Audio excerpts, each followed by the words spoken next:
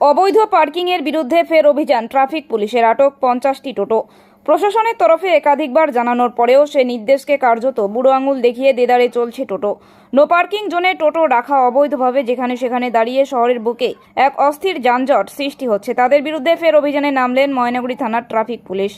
বৃহস্পতিবার ময়নাগুড়ি শহরের বিভিন্ন প্রান্তে এই অভিযান চালানো হয়। এদিনের এই অভিযানে প্রায় 50টি টোটো আটক করেন ট্রাফিক পুলিশ। এই ধরনের অভিযান লাগাতার হবে বলে জানিয়েছেন ময়নাগুড়ি থানার ট্রাফিক ওসি ভয়েস সুব্বা। কি কারণে আজকে টোটোগুলো আটক করেছেন আপনি?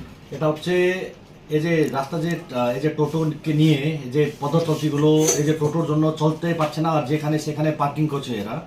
সো এদেরকে একটু শিক্ষা দেওয়ার জন্য আমরা আজকে টোটোগুলো মানে এখানে ডিটেন করলাম, যেহেতু রাস্তাটা ফাঁকা হোক আর আমাদের যে যত রাস্তা চালার লোকগুলো আছে ওরা